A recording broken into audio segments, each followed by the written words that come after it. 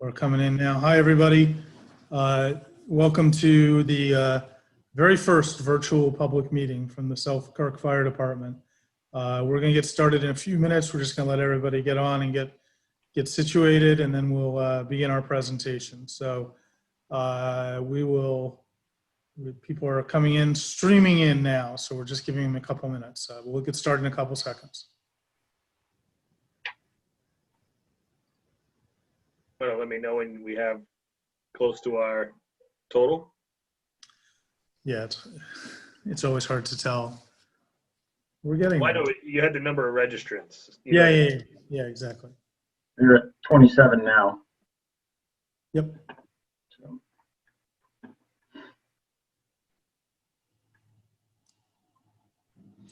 So those of you who just came in, we'll be starting in just a couple of minutes. I will make sure that we get started as quickly as we can. I just want to make sure everybody's online and we go from there.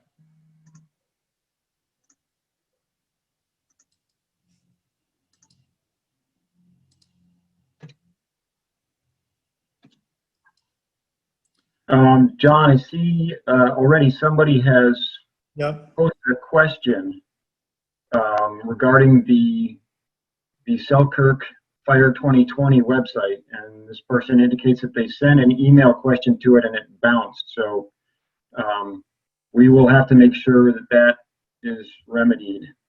Yep, I will look into that. Because that's our main way of getting questions. We want people to be able to, even after the presentation here. For those of you that do have questions, Dan just posted in the chat that you can post your questions there during our presentation tonight. So that's another way you can ask questions during the presentation. So I guess we'll get started. We are, not everybody is on just yet, but we will we'll take care of it. For those who are popping in, they'll understand. My name is John Pierce. I work with the Selkirk Fire Department, help with communications here tonight just to introduce people. Then I'm going to go off the screen and turn it over to a couple of volunteer firefighters for Selkirk, Rob Messenger and Dan Wagoner. They'll be doing most of the questions tonight, answering most of the questions. We also have Bob Mitchell of Mitchell & Associates here tonight. Bob, give us a wave. Bob will be able to answer whatever questions come to us as we go.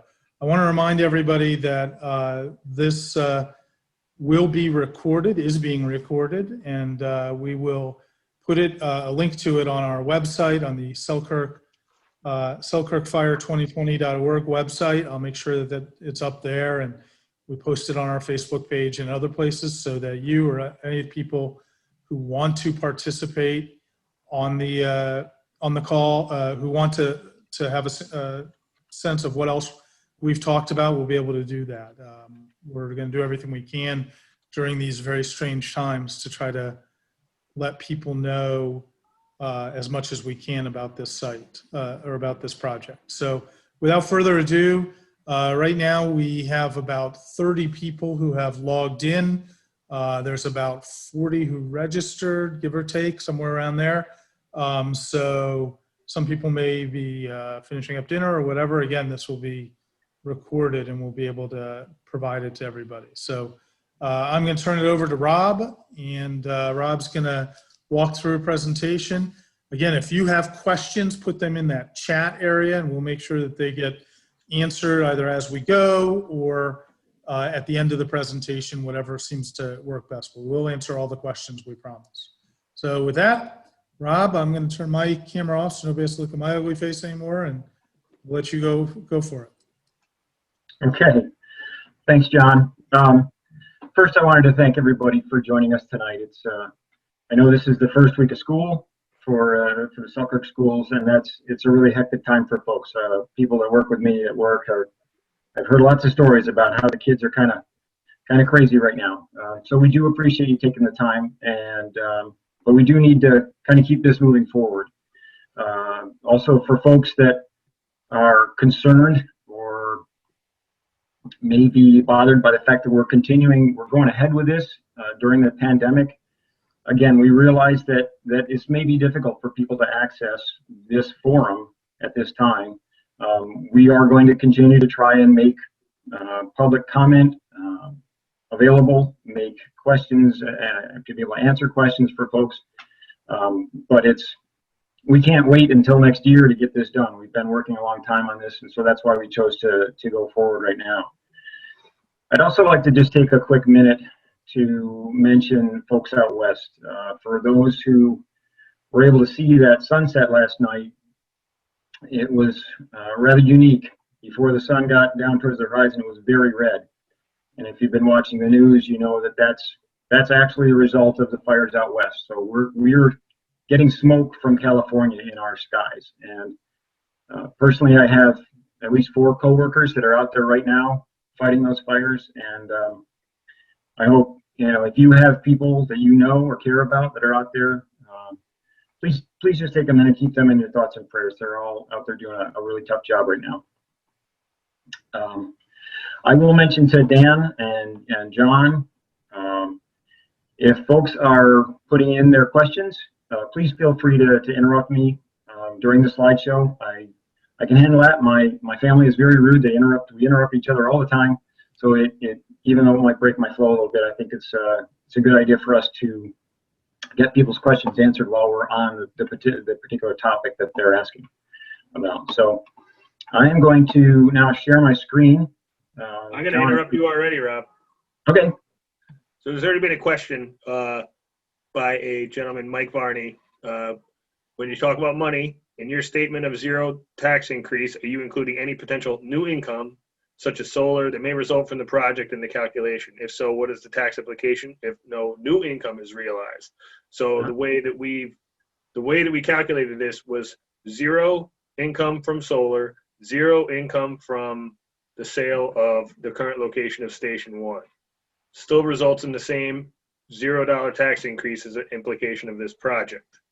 So anything from solar or any side income that can be generated from the property next to A.W. Becker or the sale of the original Station 1 where it is now would be additional revenue that could help with other parts of the district, or it has the $0 tax increase is before any of that. All that money was eliminated from the calculation so that we didn't have to depend on that at all.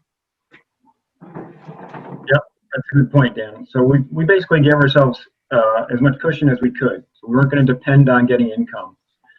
This project is basically being paid out of the existing fund and the tax revenue that's already comes in every year. So now I will share my screen. I'm going to share screen 2. And hopefully you should now be seeing the first slide. Can you confirm that for me, Dan? Yep. Yeah, well, it looks good. Okay. And then I need to move this, and now I can see my notes. So I did want to have that link right there at the beginning on the first slide, so people can write it down if you haven't seen it yet. That's the spot where there is information about the project, and there's also a contact us link on that website that you can post questions to if you think of them after tonight, and we will try to get those answers. If you put an email address in there, we can respond directly to you, and we'll also post the responses to your question on the website so other people can see the answers. So this project has been in the works. Well, technically it was in the works when I joined the fire department 11 years ago. People were already looking at what might be needed in the town of Bethlehem, specifically in our fire district, to upgrade the existing stations or possibly add a new one. So we've been really working on this for a long time. This is a map, obviously, of the town of Bethlehem. There are 5 districts in the town. Ours is the largest, as you can see, by quite a bit. We have about 60% of the land area of the town of Bethlehem, which makes sense then that we have the largest budget. But if you total those all up, they come up to, I think it's somewhere around 4.5 million, I think. We're only charging about a third of the town fire taxes. So even though we're covering more than half of the area of the town, we are doing it fairly efficiently. We have 3 stations. There's Station 1 down here in the Selkirk area. Up in Glenmont is Station 2, and then Station 3 is down here in South Bethlehem. So we have them pretty well spread out. The new station is proposed to be right about under the K in Selkirk there on the map. That's where the new one is proposed to be. We also have 7 miles of throughway. We get called out on auto accidents there fairly regularly. We got about roughly the same area or length of the Hudson. We have a rescue boat. We get called out to take care of people who are in trouble on the river. On the land, we have quite a bit of significant industry, we might call heavy industry. If you start at the top of the district and go down River Road, you've got the Peace Egg plant. And then south of that, there's the tank farm. You keep going south, there's the air products plant. There's the Citgo terminal. You get all the way down to Selkirk, and there's the TEPCO plant, which is the pipeline. If you take a right and head west, you got the Selkirk rail yard, which, if I'm correctly informed, is one of the biggest, if not the biggest, rail yard on the eastern seaboard. There's a lot of rail traffic comes through here, comes from the Midwest or the Northeast, and gets shipped on, and trains get divided up and sent on down to other parts of the country. And we've also got the Savick plant over on Kriegel Road. If you were watching the news a couple of weeks ago, you saw those pictures of fire engines squirting a lot of water on a rail car. Well, that was us. We were among those groups there all day trying to keep that tank car from exploding, and fortunately we were successful. So that's a little bit of what we have in the district. And so once the new station is built there in Selkirk, or under the K there, right across from Lasher Road next to A.W. Becker School, the apparatus from Station 1 would be moved up there. It'll be a little more centrally located. And so that's the basic plan of this proposal. To give you an idea of our membership, there are about 50 volunteers right now, and I will stress volunteers. There are folks in our town that I think are still under the impression that our firefighters are paid. Matter of fact, there was a woman at work that was adamant that firefighters in Bethlehem were paid until she went and checked when we told her, no, we're all volunteers. So I think because we don't have volunteer in our department name, people don't realize that we're all an all volunteer organization. And I think it's important for people to understand that. So there's just some pictures of the stations. Station 1 obviously was the first one built, and when it was started, it was just this portion here. If you can see my cursor, the portion on the left, I think we had 1 engine. If you go to the town parades on Memorial Day, that big loud engine that comes along behind the Selkirk stuff, we call it the Childs because that was the make of it. That was the first engine, I believe, that was in our district. And so that was your fire station. Obviously, it's been expanded as the district got more people, we got more apparatus. We now have 3 bays. There's the rescue truck and a fire engine, and then there's the pickup truck housed there as well. Station 2 up in Glenmont. I'm not sure exactly what the original configuration was, but that one's also had some additions to it. Currently, the ladder truck and the engine are housed there. And then Station 3 down in South Bethlehem also has had, I think that's just had the 1 addition, maybe a couple, but just basically making it longer off to the west. We've got the 2 bays. There's also the brush truck in the back. So all told, we have 6 of the large apparatus that folks would call fire trucks. So you've got the engine, 3 engines, and 3 specialty apparatus. The tanker is down here in South Bethlehem because that's the part of the town where there are no fire hydrants. That's why we have that one there. The ladder truck is up in Glenmont because that's where a lot of the bigger development is, where you might need that extra length of the ladder. And Station 1, we have the heavy rescue truck. So for motor vehicle accidents, that's where that responds out of. We also have a number of smaller apparatus. I mentioned the brush truck at Station 3. There's the fire police truck. We have an air truck that goes to scenes to refill our air bottles if we need them. There's a four-wheel drive gator, they call them. It's kind of like a large ATV. That's for our brush fires. We have the rescue boat, as I mentioned. So all of those have to be stored somewhere too. It gets a little tough in the wintertime getting everything under cover so that it's not out in the weather, which is also part of why we're proposing some of the space to be put at the new station. So a lot of the issues or a lot of the concerns that we have that are driving this proposal is the safety of our members. Cancer is becoming a bigger problem. The New York State Association of Fire Chiefs and the National Chiefs organizations are putting a lot of focus on this. There are a number of reasons for this. The two biggest ones are probably the fact that if you go into a modern home compared to a 1950s or a 1960s home, what's burning is a lot more plastic. If you went into a 1960s home, you probably saw organic, either wool or cotton upholstery, or maybe even leather on the upholstery, wood, the furnishings and the draperies and whatnot, a lot more organic fibers and materials. Now there's a lot more plastic, and that stuff gets in the air, and even if you're outside on a fire scene, that smoke can wind up contacting the firefighters. The other one that I'll go over in a little bit more is the exhaust from the engines in the engine bays. Right now, all of our gear is stored in the same space as the engines are.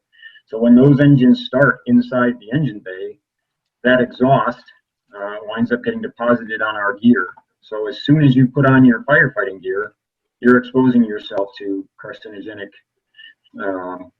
materials, and that's something we can't avoid right now in our stations. There's no space to put the gear someplace else so that it's not exposed to that exhaust.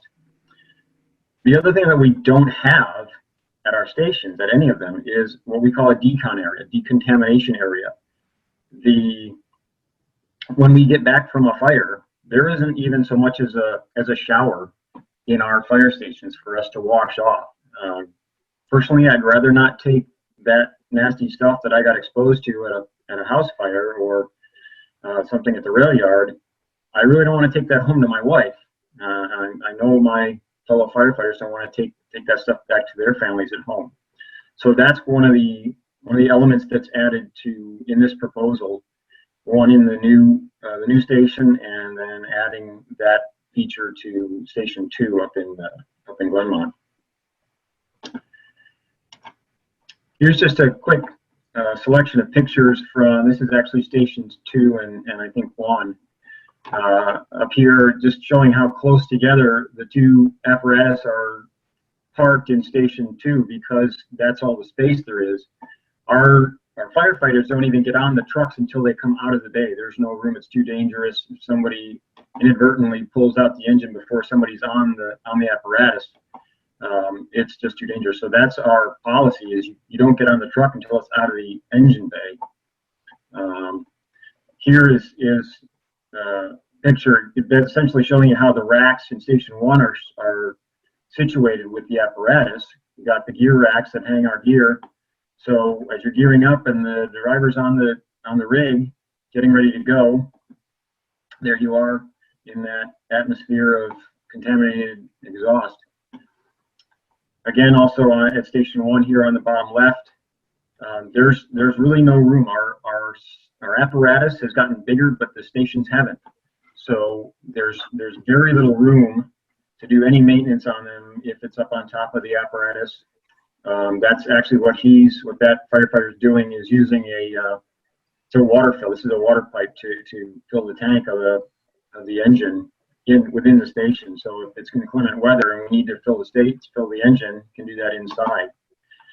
And then on the bottom right, showing the ladder truck, you can see that it barely fits in the engine bay at Station 2.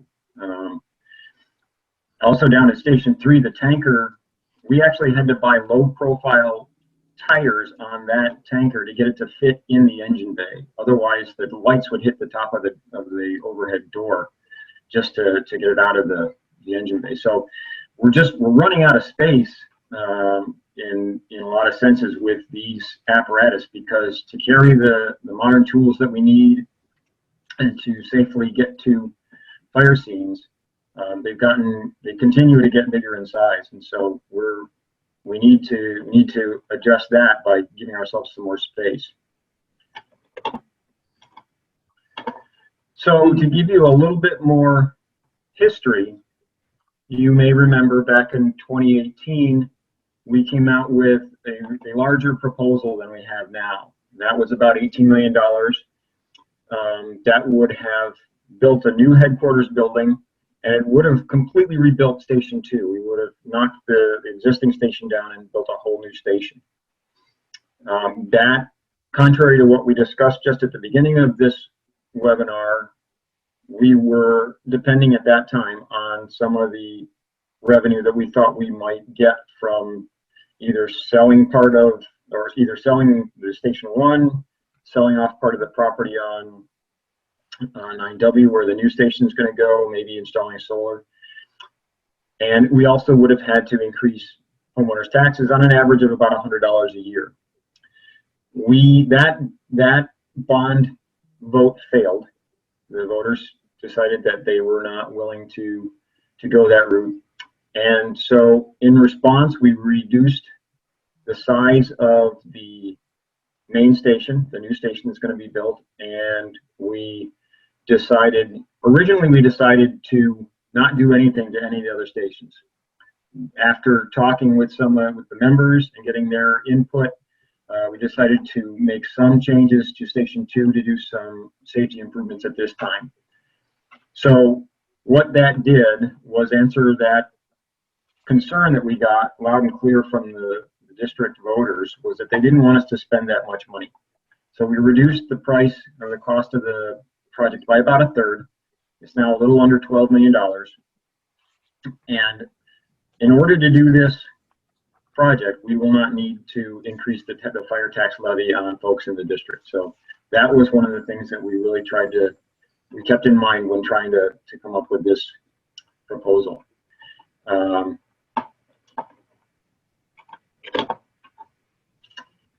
I don't want to get too repetitive here, but yeah, we were really trying to avoid a tax increase. We were attempting to make a much safer environment for folks responding to fires. It also leaves us flexible in case things happen that we aren't anticipating. We could add on to the new station, we could add more engine bays if for some reason we needed to move more apparatus there. It allows us to add things to Station 2 if necessary,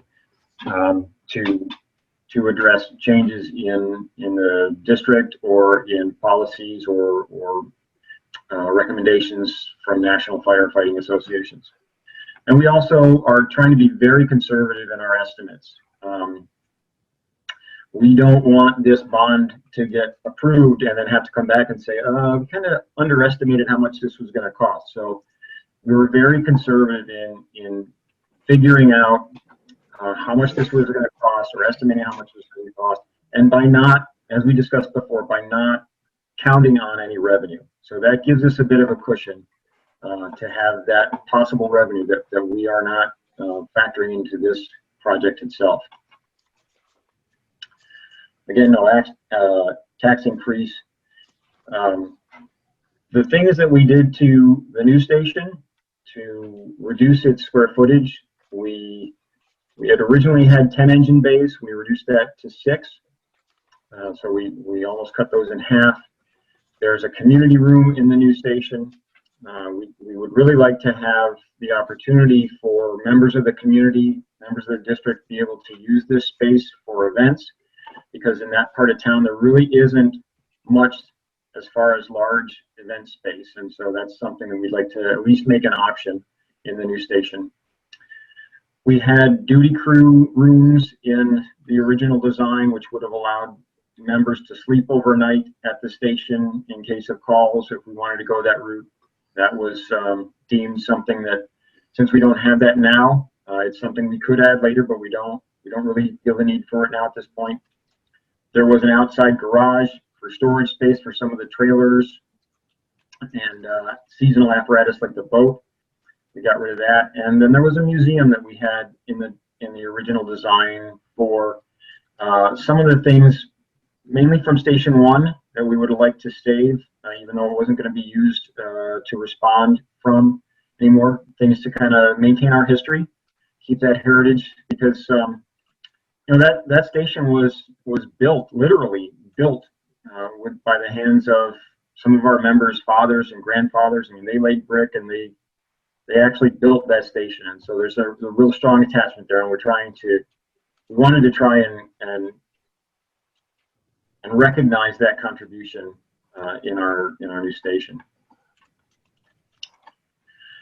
This is the architect's rendering of what that station would look like from the outside to give you an idea of the orientation. 9W would be on your left. You're looking at it from the south, and A.W. Becker would actually be behind the station from where you are.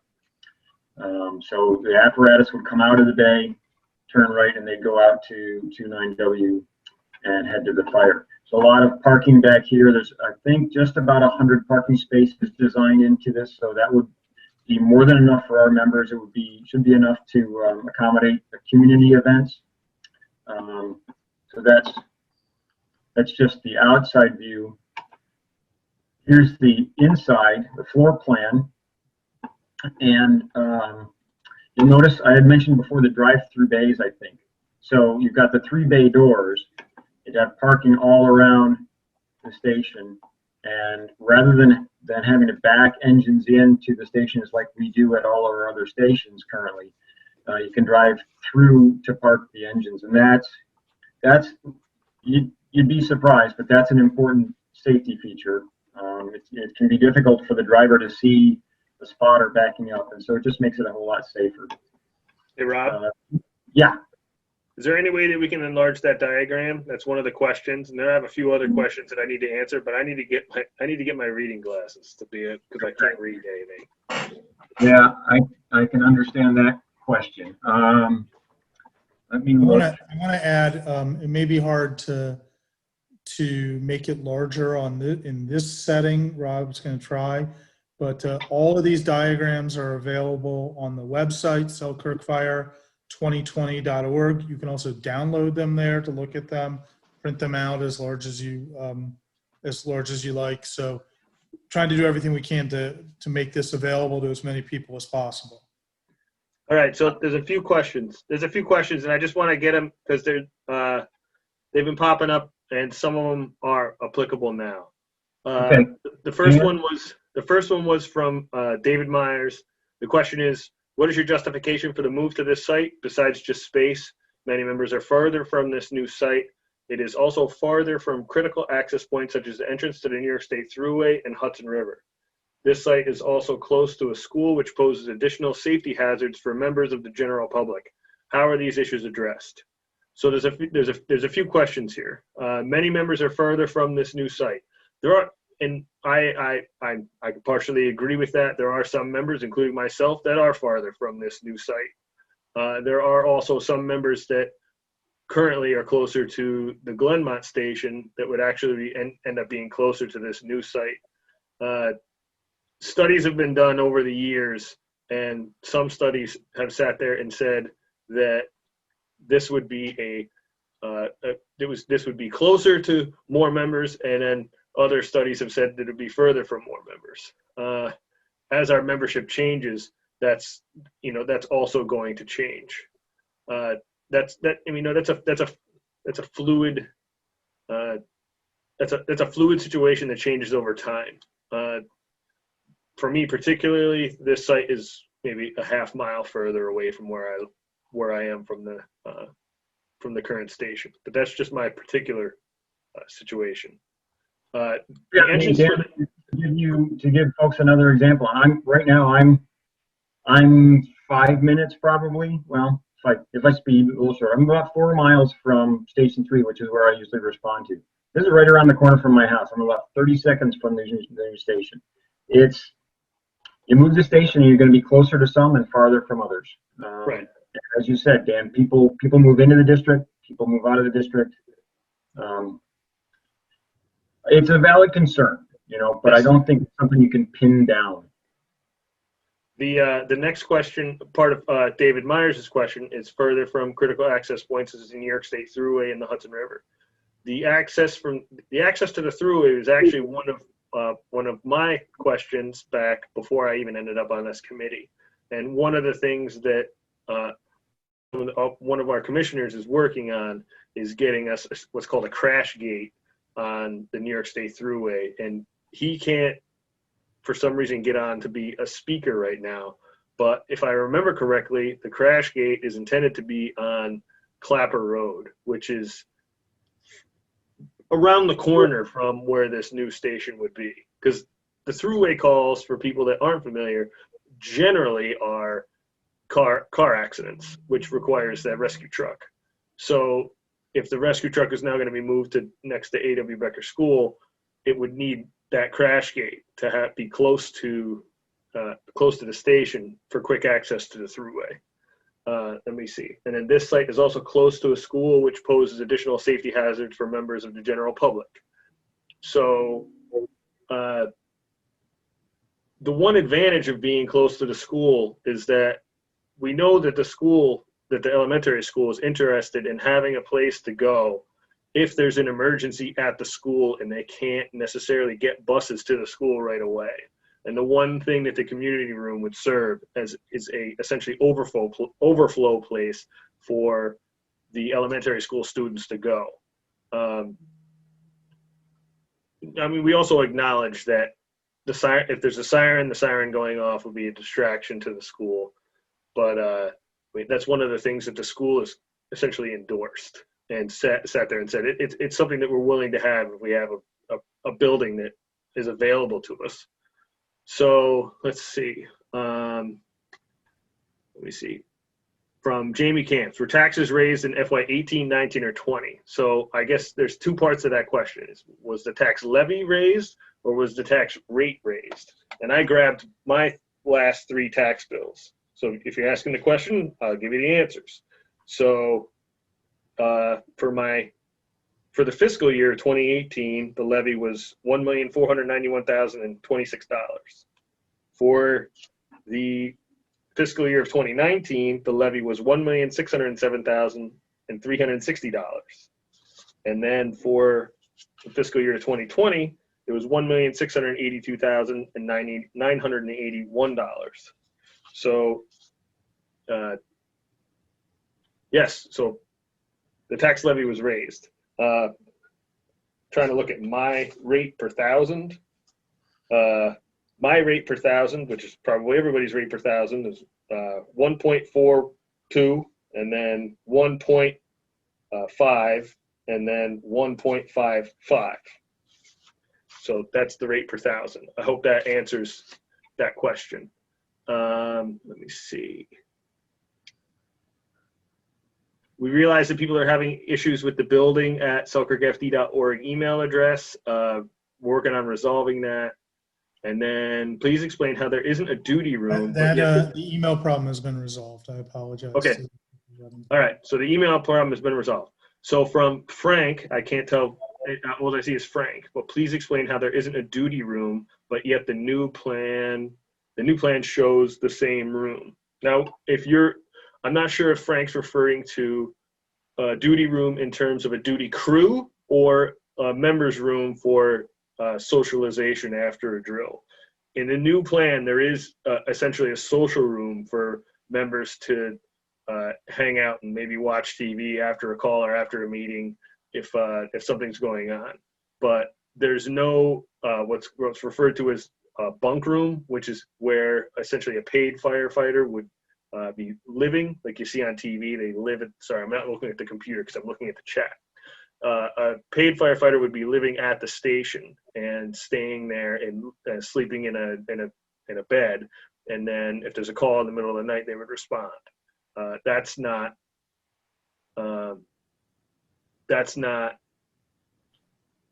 what's intended here. So Dan, the other thing that Frank might be referring to is the on-call room. So I think some designs I've seen might also call it a day room. That also is not something that has beds and lockers. It's essentially if somebody's got some free time, they want to be able to respond more quickly, they can go to the station. Maybe there's a TV, some chairs, a table. I think that's what's in the on-call room. But again, it's not what we were referring to as duty room or bunk rooms in the last design. Is that like the radio room, or I can't read any of the font right now? It's next to the radio room. Does that zoom for folks? It does on my screen, but I can't see what you're seeing. I just tried to zoom it on my, okay. So here's the radio room. Dana, you probably can't see it, but the radio room right there, there's the on-call room. It's on what would be the south side of the building, basically the front of the building. That's for folks who might want to be in the station waiting for a call to come in. And then the members room is up on the north side of the station. That's the one that Dan was talking about.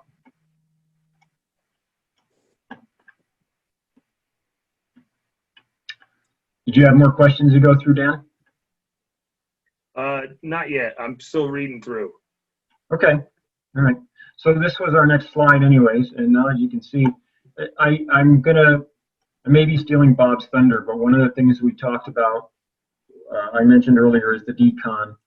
And I will say right off the bat here that the location of the decontamination rooms has been, I'll say, the topic of some extensive discussion by members, because it's difficult to get somebody from an apparatus when they come back from a call, get them into the decontamination room, get them through the laundry, and get to some place where they can put on some clean clothes, and then not go back into an area that may have some contamination to it, but also keep the decon area, which has got the worst of the nasty stuff, keep that away from things like the firefighters' clothes that they may have in the station, or their turnout gear.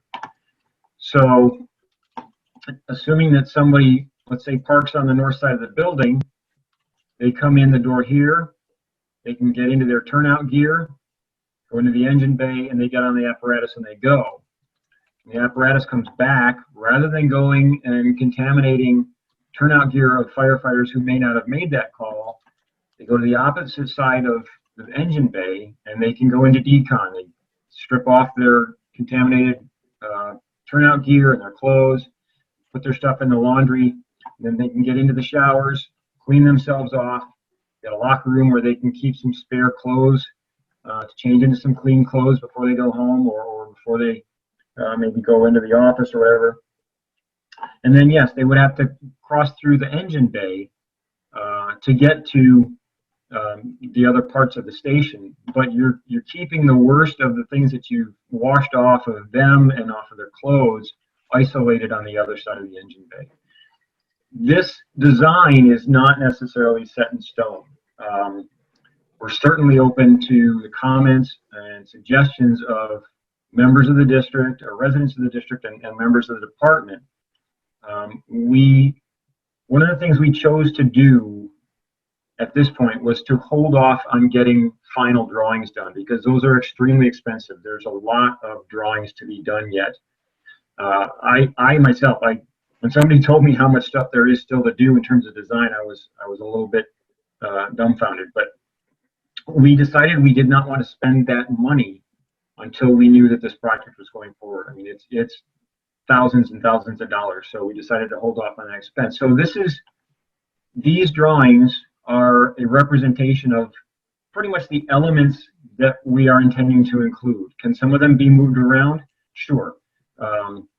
If folks want to suggest a configuration that they feel might work better, we'll certainly discuss that with the architect to see whether it has merit and how it jives with the theories and the practices that are currently accepted in the fire community and the fire station design profession. So the other thing to point out is that if we were to move all of this decon stuff over to the other side of the bay, you risk compromising the view of the person in the radio room of the bay. You want this window here that I'm not an expert in architectural drawings, but this is what this is supposed to represent. You want the person in here to be able to see the bay and see outside the doors so that they can control those doors and make sure safe passage outside the bay. And if you've got the laundry and the locker room and the decon room on that side, it's a little tougher to configure things so that that person has a clear view of what they need to see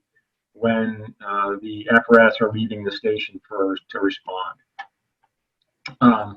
Bob, did I miss anything in that? Did you want to show your slide about the traffic flow? There is a question that Bob needs to answer. Okay. Well, he doesn't need to answer, but he's got the most expertise on the timeline of this stuff. So let me see. From Nathan Bratz, if approved, what would be the design schedule? Bid solicitation schedule, projected construction start, and duration be? And that's something that's part of the reason for trying to get this. If people are going to vote in favor of it, this part of the reason is why now. So Bob Mitchell, tell us why now in terms of that schedule. So as Rob mentioned, these are preliminary drawings. We call them schematic drawings. The drawings and specifications that are required to build the building will result in about 150 sheets of drawings and about 1,500 pages of text, and that's typical for this type of building. It will take us at least 5 months to produce that correctly. So we're feeling that if you have approval on October 6th, and if we have most of October, November, December, this will go to bid at the beginning of March. It takes about a month to bid it. So at the beginning of April, they can break ground, and we think it'll take a year to 14 months to build this. So if it breaks ground in the beginning of April of 2021, you'll move in the late spring of 2022. All right. Thanks, Bob. You're welcome. Dan, any other questions on the main station before we move on to station 2? I'm just getting into I'm just getting into another section of Q&A, but I'll interrupt you in a minute. Okay. So I'm going to move on to the next slide.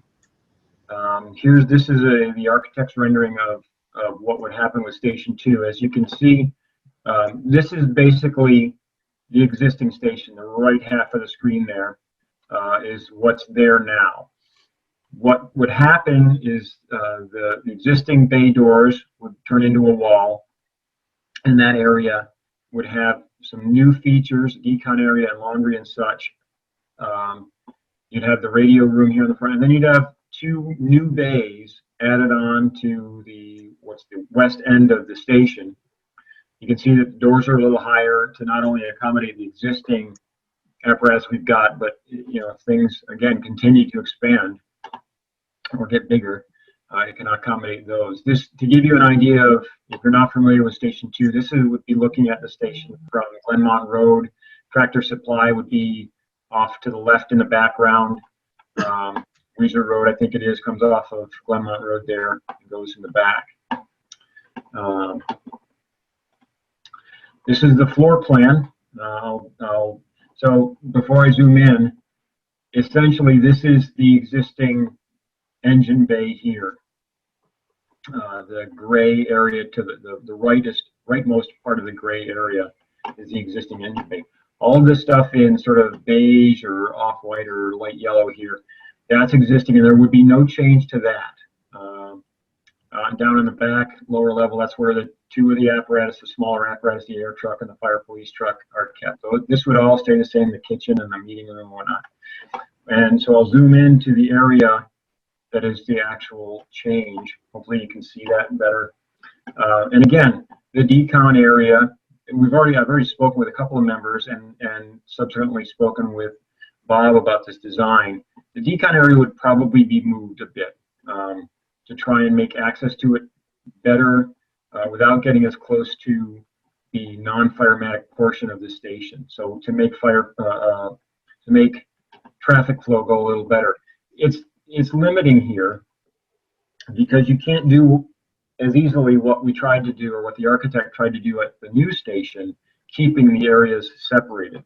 This still allows us to keep things separated somewhat, but it's, you know, we can still redesign this as I talked about, but this is what you would have on the new station. You'd have the new fire bay, new engine bays on the left, and the existing bay and some additional space would be new features. And to give you an idea of the overview look from a street plan, this is where it's situated. The other thing that we would add again in this station is the drive-through bays. So what we would create off of Chapel Lane is a new driveway that would come in, and the apparatus would actually park by driving in the back and parking rather than having to pull out front and back into the station. So that's another question that was asked previous. One of the members of the department asked me about this and spoke with the architect, and this is certainly not again etched in stone. The drive-through bays and the fill and the pavement to create this access drive would be a cost that we could do without. We could decide not to create that. You could redesign the parking area in front such that we would still have to back the engines in. That's a decision we would have to make. So that's not necessarily a final decision, but that's what's recommended. It's standard practice, and I think, would it be correct to term it that way, Bob, that it is standard practice in modern firehouse design to do drive-through bays if possible? That is true, and there's no harm in having back-in bays if you have a safe place to do the backing in from that's out of the traffic lane. So in this instance, if we were to change this to back-in, we would widen the front apron and make it easy for a truck to do all of its turning and lining itself up to back in out of the traffic lane on Glenmont Road. Okay, thank you. All right, I got some questions in the Q&A section, which I've been on the chat. And Okay. Thanks, John, for pointing out that I didn't even notice the Q&A section, but I've been reading the questions in there. There's, I guess, there's 7 posts, but I don't know if they're all. Okay, so the first one is Jessica Seberg. The second proposal was to specifically zone for HQ and was quoted at 11.8. If I am reading the newest proposal, HQ would be erected plus renovations to station number 2 for 11.8. Could you please clarify that I'm understanding that correctly? I, to be honest, I don't remember what the proposal was for the HQ on the original one that was shot down. I can't say that it's definitely 11.8. What's I that? think she's talking Yeah, about I the can discuss proposal it. that we talked about with members earlier.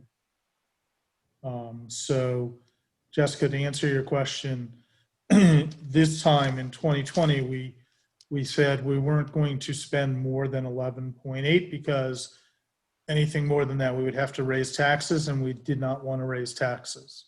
So the original proposal was the proposal that you saw earlier in 2020 that was not shown to the public because it wasn't final, was just the new building on Route 9W. This proposal, following our discussion with members saying you have to address, we really want you to address issues at Station 2. This proposal has, again, an even smaller building on 9W, new building, and then renovations to Station 2, also for 11.8, so that taxes do not have to be increased. All right. The next question, also by Jess, was, I completely understand and support the health and safety for our firefighters, but what about the health and safety for members out at station number 3? Part of the What the commissioners are tasked to do for a long-term plan is ultimately they have to do some kind of remodel out at Station 3 in Glenmont, or out in South Bethlehem.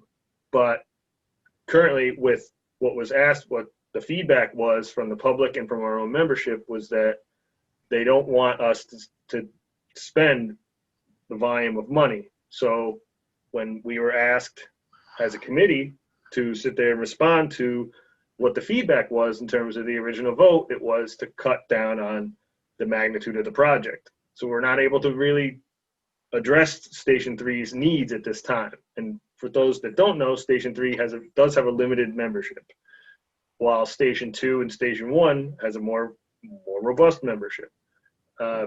So the long-term plan has to include Station 3. The development in the town of Bethlehem is moving south, and it's going to get into the area of South Bethlehem. There's no way to avoid that. So ultimately, in the long-term plan, something's going to have to be done at Station 3. This committee's task was, let's put together a building renovation proposal that the taxpayers and the firefighters can handle. And this was the best that we could come up with. In a perfect world, if we had plenty of money, then of course we would do everything perfect for everybody, but there's only so many tax dollars out there. So let me see. The next one is from Tim M. Will the members room include a bar that serves alcoholic beverages? The members room will be essentially whatever the members themselves devise. The district itself doesn't endorse or pay for alcoholic beverages or any kind of beverages whatsoever. That's entirely made up of what the members decide. So if that's what they're going to desire, then maybe that's what they set up. But as of right now, it's essentially an empty room, and the district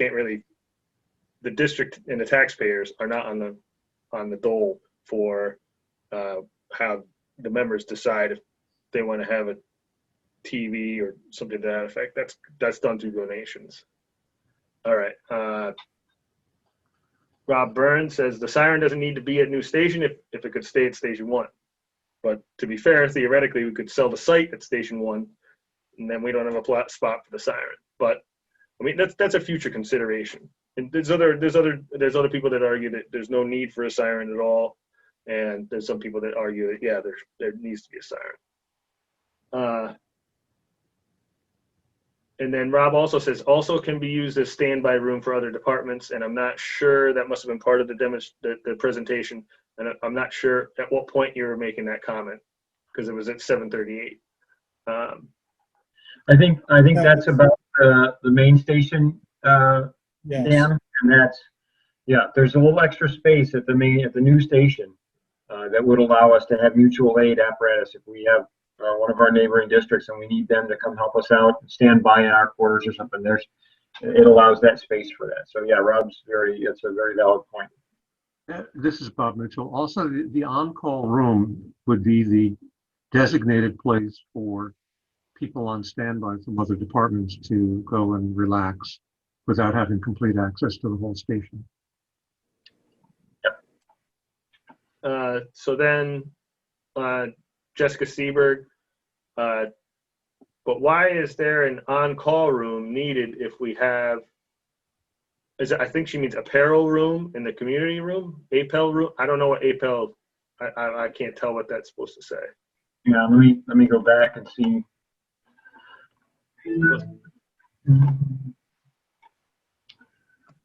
So the on-call. In reality, the on-call rooms, theoretically, when we get the final design plans, perhaps it isn't needed. We could scrap it off and, save a couple bucks. There's no problem with that. Well, Yep. If we ultimately feel that there's no point in the on-call room, and then we don't need to build it. I mean, we don't have to include anything except for the fire protection thing. So Yep. those things can be adjusted after the bond vote. Yep. I just want to make that clear that we're not necessarily married to this. This bond vote doesn't marry us to this exact picture. So let me see. Decon and station. The next. To try and answer, I think I understand Jess's question about why we need the on-call room. She may be talking about why do you need an on-call room if you've got the radio room. One of the things when we looked at some other stations, part of the design, the reason for that is when you've got the radio room, you want one, maybe two people in there while a call is going on. If there are other people at the station waiting to see what needs to be sent out, you don't want everybody in there milling about and chatting. You want somebody monitoring the radio. The on-call room also gives people a chance or a spot to stay. They can be there waiting in case they're needed. You can have a speaker in there so they can hear the radio, but the people, if you have somebody at the station who is communicating with the fire scene, you want that to be a quiet area that doesn't have a whole lot of people in it while the incident is going on. So that may be what she's talking about in terms of why do you need the on-call room if you've got the radio room. So if not, Jess, please clarify the question and we'll try to answer it better if that didn't answer your question. All right. What else you got? I guess they're rolling in. Decon in station number 2 is still the same as is. You stress the importance of firefighter safety, but No. On the updated diagram, I'm not sure.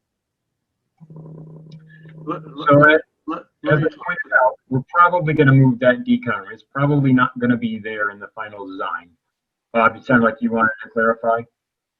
So this is Bob Mitchell speaking. This decon room, which will be reconfigured to bring the entry to it closer to the door from the bay near the radio room. But that said, it has all the features that a decon room should have. There's a space for gross decontamination. There's a place to launder turnout gear and dry it. There's a place to launder, well, there's a place to do the hot zone showers, and then there's a place to take your clothing that you wore under the turnout gear back into the laundry here and get it washed and dried before you take it home and wash and dry it again. Which all of that has to do with wash temperatures. It's a whole discussion of its own, but it is an appropriate and comprehensive decon assembly of parts and pieces.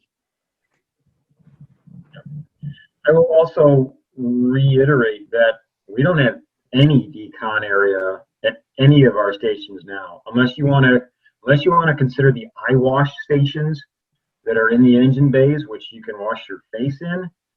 There is no decon room at any of the stations. So we can argue about where they ought to go. The idea is that we need to have some decon capability in our stations. All right. You guys ready for the next question? Yep. They're coming in. All right. Okay. All right. Also, Jess Seberg. So we will need to go back to the community again for another proposal down the road to properly bring Station 3 to where it needs to be for safety of the other building and firefighters. Yes. Yes. Yep. Ultimately, yes. Do we have a timeline of that? No. That was not part of this committee or this proposal. Wasn't this part of this process? I mean, theoretically, some safety things have been implemented at all of the stations in terms of the exhaust and things of that nature. Ultimately, there is going to be an encroachment of development heading in that direction, which is ultimately going to increase our tax base, and built in with that, the tax rate wouldn't have to go up for the tax levy to go up for the overall district.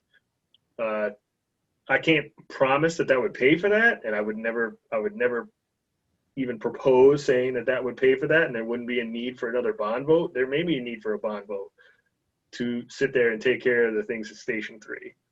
But ultimately, there's going to end up having to be a the way I would envision it, a bigger response in that area, a bigger need in that area for an expansion of the station and also the renovated facilities. But that's just my personal opinion, not necessarily the opinion of everybody. But ultimately, the answer to your question is yes. Ultimately, chances are there will need to be a bond vote of some kind to do a renovation at Station 3 at some point in the future. And that's really for our the commissioners now or the commissioners at that time to address that. Dan, this is Bob. I'd like to offer a thought on that. You know, what was removed from the financial analysis here was any income from a solar farm or developing a portion of the property that the district bought or the sale of Station 1. Any of those things, or the three of them combined, will generate a reasonable amount of money. And they're not being accounted for here because we don't know if and when they'll happen. But they could be accelerated to happen in the near future to fund work at Station 3. It's not out of the question. So it's conceivable that Station 3 work can be done without going back to the voters. There's no assurance, but it's a real possibility. All right. So the last question in the Q&A is, why is the exercise room a lot bigger than the kitchen? And since I can't read, since I'm having trouble reading it, because I printed it with my notes on it, so it's even smaller. Even with my reading glasses, I can't read it. But Yep, the exercise room is 1060 and the kitchen is 493. Yeah. Yep. Yeah, I mean, again, we could scale back the exercise room. There's, again, that's something that only one of the stations has. A lot of our members have memberships at Planet Fitness. Station 1 has an exercise room down in the basement. It's not very big. It's got a new weight machine in it, but also some pretty old stuff down there. We could reconfigure this. We could make a bigger kitchen and a smaller exercise room. all right, I'm going to stick with the Q&A section for now, just so I can try and close that down. So from Mitchell Lake, speaking of solar, is there any companies interested in building a solar farm at the HQ location? We haven't looked into that. The understanding that we have actually from research that one of our commissioners has done is that the solar, the desire from the actual electrical grid for more solar providers right now is that there's a waiting list to even be able to provide energy to the grid. Part of the reason why we didn't try to include any money from that, because it would be, it's essentially it's not true. We wouldn't be able to get any money out of that right away. We'd essentially be on a waiting list. But hopefully in the future we'd be able to sit there and pull that through. The next question is from oh boy, I'm gonna mispronounce your last name. So I'm gonna say from Ray C. Has any thought been made for female firefighters? We do have we've had multiple female firefighters in the department, and yes, thought has been made to that. And obviously, in any kind of bathroom facilities or anything to that effect, there would be privacy for everybody, not just females, but the males too.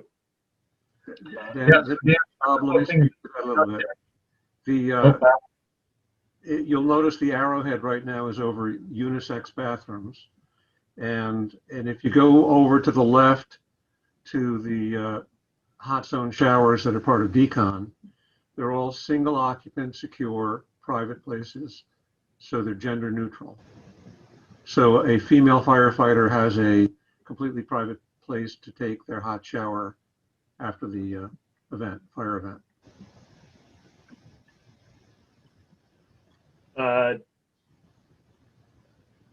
Let me see. I'm going to bump back over to the chat because let me see. All right, we have, if this building gets passed, how much money would it cost to move everything over, i.e. equipment, files, storage, etc.? Who or how much? Well, for the equipment, generally, the volunteers move the equipment now, and that doesn't cost in terms of, let's say, a person hour. It doesn't cost anything because we do everything for free. For the files, there is a small office building, so I mean we haven't gotten an estimate on how to move over the I don't even know how many filing cabinets are in there, but Mitchell Lake is the question asker. Well, He's in there more than I am, so I can't imagine that there's that many filing cabinets in that building. But, so this is Bob. In the soft cost analysis, there's $5,000 for moving that things like file cabinets over to that building, and $3,700 related to moving things at Station 2. So there's a total of $7,875 to cover those costs. all right. Thanks, Bob. All right. David Myers. I believe that many people believe that the idea of a, quote, bunk room is a precursor to hiring paid, then parentheses, IAFF firefighters, which hopefully is not in any form of consideration. I'm assuming that you meant any information about this. We struck the bunk rooms off, and I'm a volunteer firefighter, and there's been absolutely no desire or inclination or hint to me that this is some kind of plan to transition into some kind of paid department. I believe very strongly that us as a volunteer fire department do a good job for our community, and I'm proud of what we do. So if that was part of the calculation in terms of putting together this proposal, I personally wouldn't be part of this. So I think that's the best way I can answer that. So there were some people on the committee that sat there and we made sure that bunk rooms are knocked off the proposal so that it could be more palatable, especially for our own members, because the bunk room idea was very unpalatable for our own members because they felt that it was a move in a direction that we weren't prepared to make. So let's see. Frank, Jessica, the on-call or bunk room, if you're afraid to call, that is part of your bond vote. You can't say we want this extra room and scrap it later. The public needs to vote on a solid layout. All I hear is we're going to move things and maybe don't need it. We will decide later. Well, yeah, we're giving you a design according to what we've been dealing with so far, and there can be changes after the fact, but really what you're voting on is essentially the dollar amount and the idea of, and the locations of where the money can be spent. The bond vote is restrictive in terms of there's an amount of money that can be spent at the location next to A.W. Becker School, and there's an amount of money that can be spent at the location next to Glenmont Station, and those amounts are fixed. So we don't have to spend all of the money, but we can't reallocate any of the money. But to say that we can't sit there and knock off the on-call room is that's inaccurate. If ultimately when the final plans are being resolved, and at where the on-call room is now, or even where something else is, if there's some kind of geological nightmare at that spot, we'd have to change it. So that's not completely true, but yeah, and I will also remind folks, we could have created a final design and say, here's exactly what we're going to do. That would have cost us more money that, if it didn't get approved, would have been wasted. So we're trying not to spend money to get ahead of ourselves. Until the taxpayers say yes. What he's saying, I understand that it's frustrating to folks who say, well, wait a minute, tell me what you're going to build and I'll tell you whether I want to pay for it. I go back to this is a pretty fair representation of what we want to do. Because all of these things are going to be here. We need to do decon. If you're going to have decon, you have to have the laundry with it. You need to have the showers for people to go into. There's space here for things that we have just tucked away in spots in the stations now that need to be stored better. All the elements in here are most likely they're going to be in the final station. Whether we move the pieces around is a little bit irrelevant. And I don't want to dismiss the comment, because I don't want to say that the comment's not irrelevant or is irrelevant. It's just that where's the chief's room the chief's office in relation to the company treasurer. You can argue those details all day, but as long as you have a company treasurer's office with the necessary file space, you have a chief's office where that person can do what they need to do. That's the important thing. And we're including all of those things in here because we think these are the necessary parts of a modern fire station so that we can do our jobs and protect the community to the best of our ability. All right, let me see. All right, we got that. Beza. Okay, from Jane Beacon. Jane Bacon, sorry, not Beacon. Based on emergencies like the recent railcar incident and looking at the trains going through with hazardous material, looking at California, carcinogens, and no tax increase, this should be a no-brainer. Is there a political reason for not doing this? I'm not really sure how to answer that question. Obviously a good question. I don't think that there's a thing going on like what's going on in contemporary society, where we're having a big D versus R battle. But you know, we have 50 active members, and we have probably 30 veteran members, and you know, so, I mean, and we disagree on things sometimes. But that being said, I would say there's no like real political reason for not doing this. I would say there's certain people that would say, you know, why, like, if you don't have to have a tax increase and not spend $12 million, then let's not do that and be more conservative. And then there's another aspect that says, hey, you know what, construction companies right now are, you know, there's essentially the economy's restricted, and why not, you know, construction companies will probably do this for a cheaper price. And, you know, part of the thing that we've been thinking about is, why not take advantage of that cheaper price take advantage of it while the money's hot. So I don't really know how to answer your question, because there's no real, I don't think it's I don't necessarily consider it a political thing. I think you hit the nail on the head there, Dan. It's not a political reason from the D versus R, but it's a small p politics, right? Politics is about people, and you're right.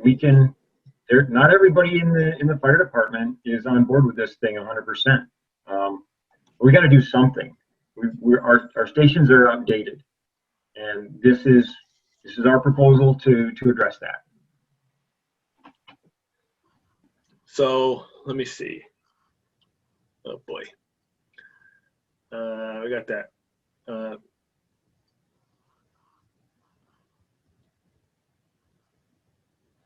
Frank asks, what is the cost per square foot? This is Bob. I can handle that in the next one. The cost, as we understand it now, for the Route 9 station brick and mortar cost is $330 a square foot. And the next question was asking about the cost of furnishings, and has that been included? And the answer is yes. The $11.8 million budget includes kitchen appliances, phone and security, furniture. It includes some new firematic equipment, washer extractor, and things like that. Oh, in terms of the operating cost, there was a question asked, are we accounting for what the new operating cost will be? Within some limits that we can model, we have received a grant from NYSERDA to do energy analysis modeling for the facility to determine steps that they might in fact fund to reduce the energy costs. So will the energy costs be higher than the current buildings? Probably, but probably not by very much, because the existing buildings have negligible insulation, they have low efficiency combustion devices and all of that. The new station will be, the R values will be well above the current code, and the equipment, the combustion equipment, will run at extremely high efficiencies, above 90%.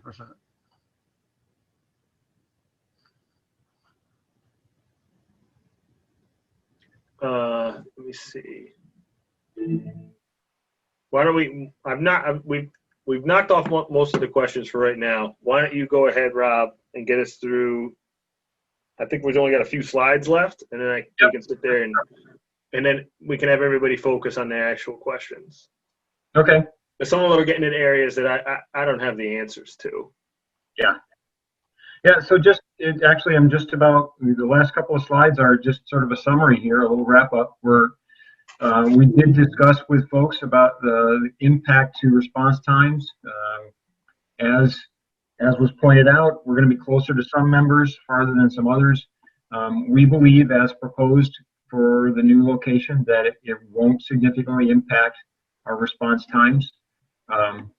And that also depends on where you're responding to. Will it create longer response times to the through rate? It's possible, but it's also possible that if there are staff or personnel who are closer to the new station, that they could be on the trucks and rolling sooner than they would be at Station 1, so it might be a wash. So the firehouses, at least Station 2 and the new station, will be safer for our firefighters, and it also increase our ability to recruit. When we were looking at new stations in other districts around the area, quite a few of them said they found that new station was a real asset in recruiting new members. I don't want to malign the condition of our stations. A lot of our folks, including myself, like being at the station. It's kind of a second home. But someone who's not attached to them doesn't feel that way. So that new station really does help to attract members sometimes. We won't need to do modifications to the stations, our current stations, to make equipment purchases. So it's going to help us protect the residents of the district better, having the new station and having Station 2 modified as proposed.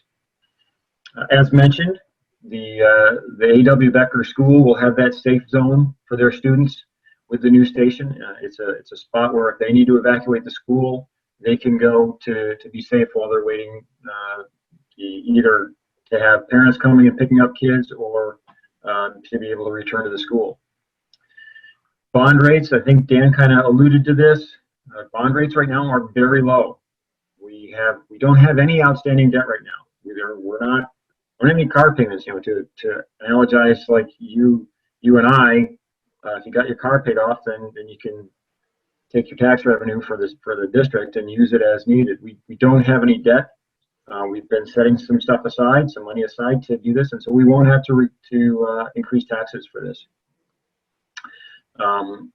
And if the bidding turns out the way we hope, we have some flexibility that we can actually maybe do some improved renovations to Station 2 or add back on to the new station if things work out financially. So that's the entirety of the presentation. Again, we got the website set up. The vote is on October 6th. It's a Tuesday night, I believe, or a Tuesday. It starts at 1 o'clock. Any of the 3 stations, those are the polling locations. As I mentioned, there is information at that Selkirk Fire 2020, and you can also submit questions there. We'll try to answer as quickly as possible. Get the answers back to you as the poser of the question. We'll email them directly back to you. We'll also get the answers up on the website so everybody else can see the answers as well. That's all I had. Dan, did you want to go back through some more questions?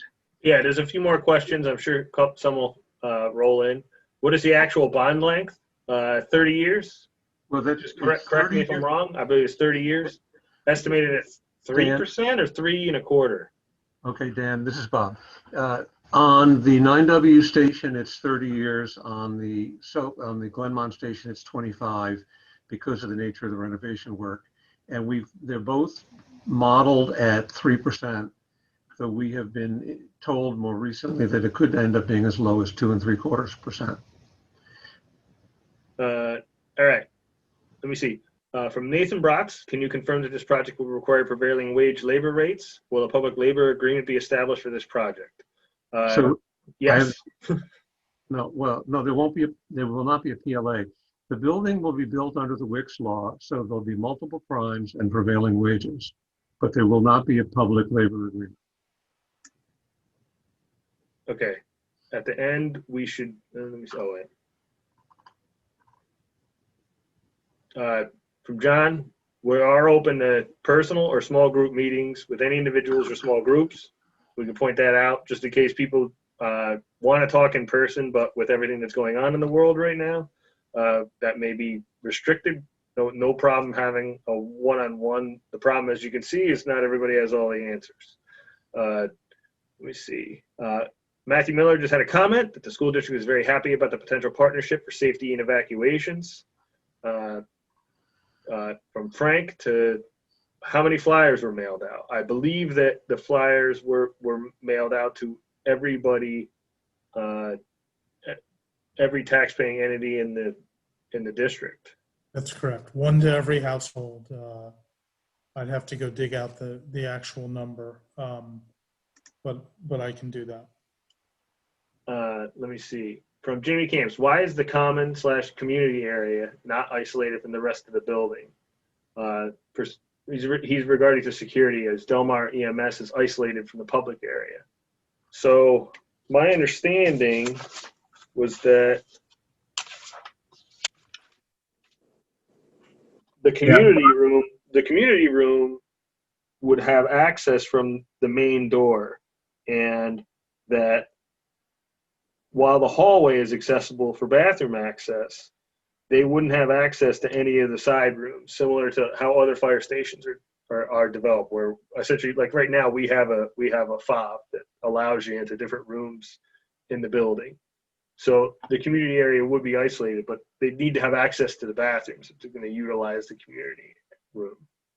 So Bob, can you comment on that? I mean, it certainly seems I can talk feasible to put a doorway door in that hallway to restrict access further into the building. So you kind of isolate those areas that are color coded, that light orange. Yeah. Those are the areas that the community would have access to, and you can certainly isolate that from other parts of the station. At one point, there was a door there, and with all the reworking, it disappeared. It'll go back in. Okay. So. All right. Mitchell Lake, what kind of long-term maintenance costs are we going? And if the building and grounds fund is going to be essentially depleted over 30 years, would the commissioners need to raise taxes and maintain funds for future maintenance? It's also a question of what's going to happen in the future in terms of encroachment and what's the total tax levy versus the tax rate and then the tax base. So I can't predict necessarily the future, but I can see what's been happening around us, and encroachment of development keeps coming down. So our tax base is probably going to go up over the next 30 years. So with essentially what could be prudent fiscal management, commissioners could sit there and figure out and be able to handle maintenance issues on the building for an extended period of time with an increase of the tax base, not necessarily requiring a tax rate increase. But that's ultimately up to the Board of Fire Commissioners, which are publicly elected, and the public is free to sit there and vote those members in or out at their purview. That's not up to this committee. So the next question was from Jessica Sieber. Can you briefly explain how there would not be an increase in taxes with regards to an $8 million bond? Which is a good question. So the commissioners over the period of the past 5 years have been essentially preparing for the need for a building project of some kind, and that need is not going to go away ultimately. So the ability to pay for an $11.8 million bond, or ultimately keep providing a savings to be able to pay for the renovations of the buildings over time, needed to be there, and that's already been built into their budget. So that is really something that the commissioners have been doing over a number of years for fiscal prudence item, and there's been little argument as to whether there needs to be a renovation. It's more about what kind of renovation and where has been more of the conversation in terms of the debate. It's not whether it needs to be done, it's how, when, and where. So that's how that's being paid for. Let me see. From David Myers, with all due respect towards the committee, why would this building project in particular help with recruitment? As you know, we are having member morale issues now. Do you believe this project will unite membership rather than divide it further? Generally, I haven't seen this personally, but generally what I've been told is that when there's a majorly renovated building or a new building built, it does have an increase of new members joining. I can't speak eloquently on that or provide facts and figures because I don't have them, and I haven't looked into it at all. I'm not sure about the member morale issues now. For those that don't know, every volunteer fire department and probably every paid fire department everywhere in the world has disagreements, and that's just the nature of the beast. It's just what happens all the time. So sometimes people perceive that as a major morale issue, and other times people perceive it as a minor one. I personally don't think that the Selkirk Fire District has a major morale issue right now, but I think that once this project is done, I think that a lot of the members will be really disappointed that we haven't done something sooner, just anything sooner in terms of moving into the 21st century. So Dan, I'll offer one other maybe insight on that. This is the only fire department I've ever been, so I can't speak to experience from having a new workplace, so to speak, in the fire department. But 10 years ago, my place of work, we moved from our old building on Wolf Road to downtown Albany. And the folks that were adamantly opposed to it were very large in number. Folks they just thought it was a terrible idea. A year after we had moved, people were talking about how great the move was, how much of a dump our old building was, how glad they were that we moved. I think the unknown is a little bit of a factor. You're happy with what you got. You know the stations that we've got. People are comfortable with them. I think if you had a new station, I think a lot of people who are maybe not lie in front of the bulldozer opposed to this, but they're not sure that this is going to be such a great thing. I think once they get to a new station, I think they will be happy that the change was made. okay. From Jamie Camps, why is there such a need for drive-through bays? Most departments with them end up backing trucks in. Even the graphic appears to show trucks back to back. To be fair with Jamie, I agree. Usually drive-through bays end up being back-to-back bays. Except for the latter.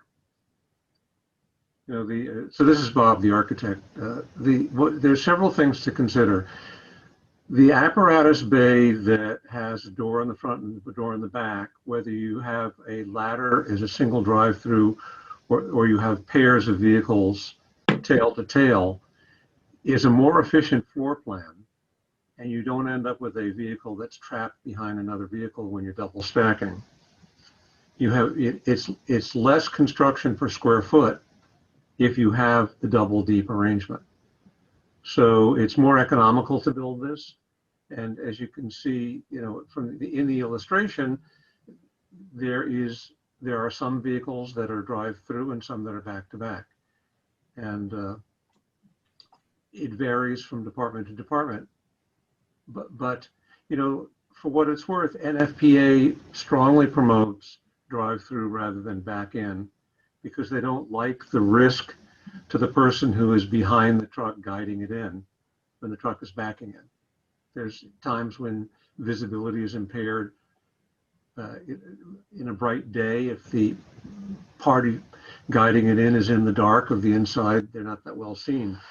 Be that as it may, as Dan said, you can have multiple opinions about this and they get used in different ways, but you have the flexibility here to use it in either way and a more cost-effective apparatus bay. And for those of you who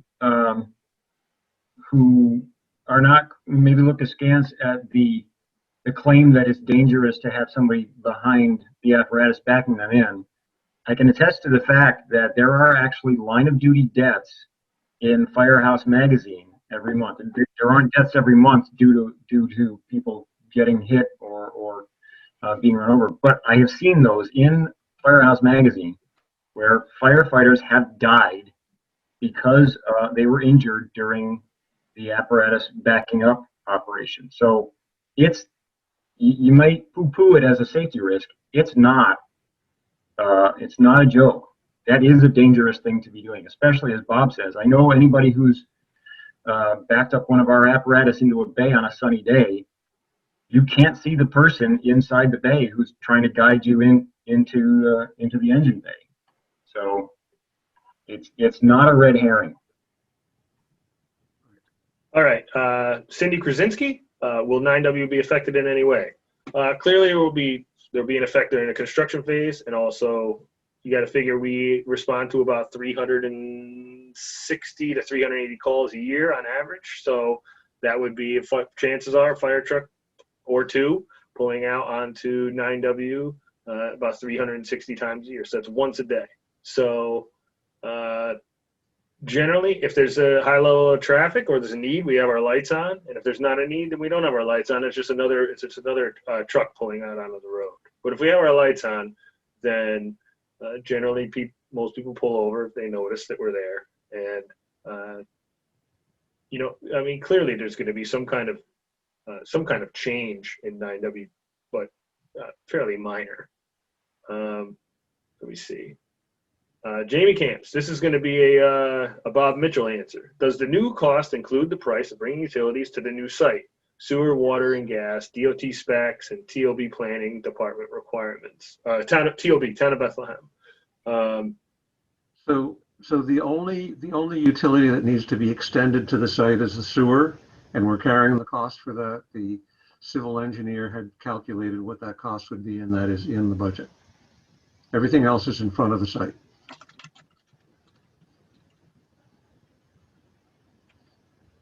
All right, I'm not seeing if any of you guys have any more questions, feel free to throw them out. I just wanted to follow up, Dan and everybody. We mailed out 3,750 brochures.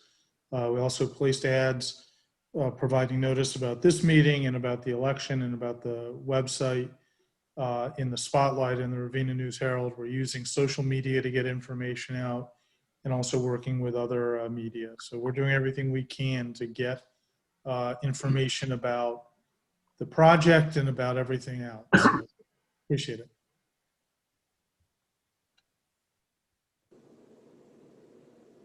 All right, you got any more questions, Dan? I got water is across Route 9W. Is jack and bore required? I would say, I mean, I don't know that about construction in New York State because I lived out of state for so long, but I would believe they'd have to bore across 9W if the water supply is on the other side of 9W. Bob, do you have any? From the question asker, I guess he knows where the water is. So horizontal hydro bores included in the budget. Are the monies for the project thus far included in this price, or is that separate? Separate. Right. So that money has already been spent. The money that has been spent to get to this point, we're not borrowing money to pay for what we've already done. That's already been paid for by the department out of its. And I will add and note, I don't think Bob would say this, but the architect has already done a lot of work that they have not charged us for. But no, the costs to get to this point are not part of what we're borrowing. Oh, okay. So now Frank has asked a question, and I wasn't sure what he meant, and now it's clear to me.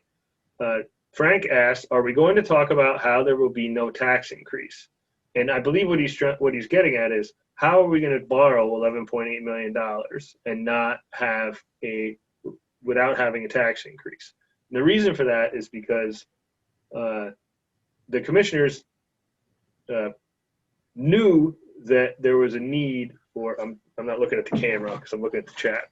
The commissioners knew that there was going to be a need for a building project of some kind. So they built into the budget already over a number of years the ability to pay for this. So it's already there. It's already within the budget. So the best analogy for it to make it understood is that the Selkirk Fire District hasn't used a bond to buy a fire truck in I don't know how many years, but it's a long time. And the reason for that is that every year is within the tax levy, within the tax number that the Selkirk Fire District taxes the taxpayers, there's a number to go towards new fire trucks, and it goes into an account and it sits there, and they stick a certain amount of money in every year, and then that money sits there and builds, and then every so many years we have to replace one of the pieces of apparatus. So currently we're in the process of replacing the rescue truck. So that's one piece that needs to be replaced. Then in other years, we may need to replace an engine out of Glenmont. We may need to replace the tanker out of Station 3 in South Bethlehem. We may need to replace the engine in Selkirk, but so on and so forth. There's always enough money there to pay for that next piece of apparatus without having to go to the taxpayers for a bond vote. So what the commissioners have done is built into the tax levy an amount of money to sit there and pay for the bond premium, aka the mortgage payment, like a citizen would pay for their own house. It's already built into their budget so that they can pay for that over the 25 years and the 30 years, depending on which part of the project we're talking about. So that's kind of how that's built in. All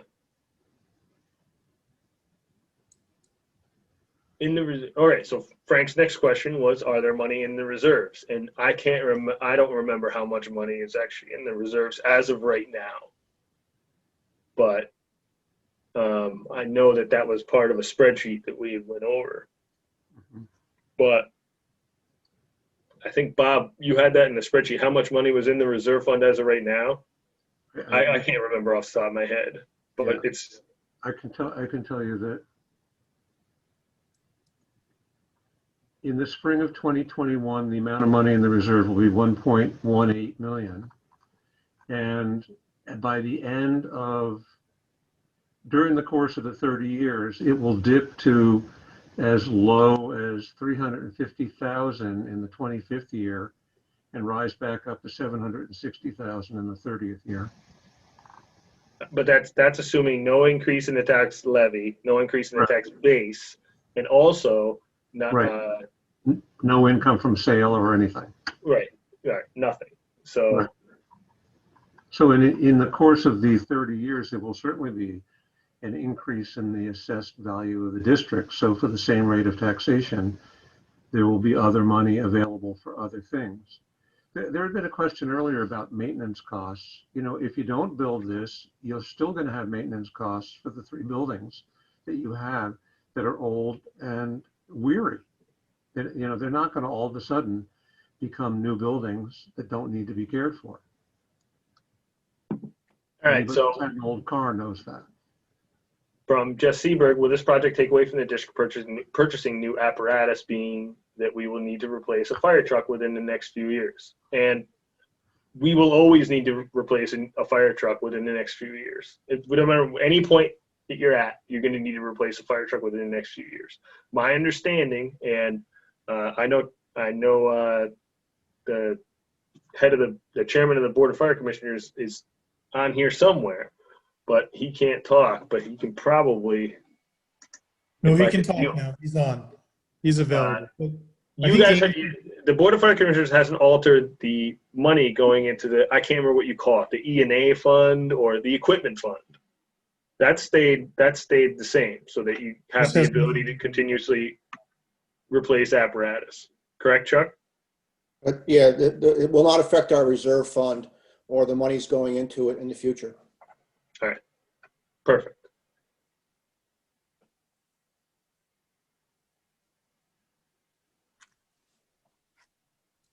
Okay. Dan, we have a couple more questions, and I think we've answered as many as we can tonight. We may want to, but keep going for now, I guess. All right. With national, state, and local fiscal crisis going on due to a variety of issues, how can you assure the public that you will have these predicted funds in your future budgets? I mean, I'm not sure that we can answer that other than to say this is that's yeah, I mean, crazy stuff could possibly happen, but I mean, I also can't predict an asteroid hitting the planet either. We've also taken a very conservative approach to budgeting. So we've taken into account that, everything that's rosy may not happen. And so we've tried to be as conservative as possible in our estimates of growth, in our estimates of the change in the tax base and things like that. And then Frank, will this building require full-time grounds and maintenance employee or service? As of right now, we have, I believe the Board of Fire Commissioners has essentially subcontractors who come in and do the grass and and the weed whacking and things of that nature. So there's been, my understanding, no talk of hiring some kind of employee to sit there and do grounds and maintenance items, because there's no justification for a full-time employee to sit there and do that. I mean, Dan, you could also, to try to make sure we're answering the question accurately and fully, I believe all 3 stations, the district pays somebody to clean the stations on a regular basis. It's not a full-time employee. it's a subcontractor. Yeah, so there's Not somebody an employee. I assume we would do the same thing with the new station. So.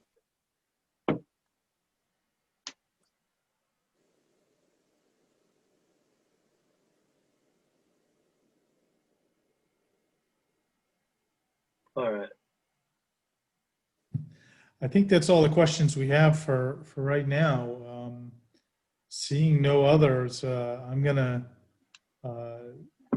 close tonight's meeting. Thank everybody. A lot of people stayed on for the whole show, and that's really impressive. People were on for almost an hour and 45 minutes here. So this whole video will be placed, like I said, online and available to everybody as early next week. We will continue to answer each and every question that people have for us. Thank you all for your attention. We apologize we weren't able to do this in person, but that is out of our hands these days. And again, if you have other questions or you want to have a discussion one-on-one or in a small group with any of these individuals or anybody from the building committee or people who have put this together, we'd be happy to arrange that. Thank you all very much, everybody. Have a great night. Stay safe. Let's go Islanders. Thanks, John. Thank you, everybody. Bye-bye. Good night, everybody.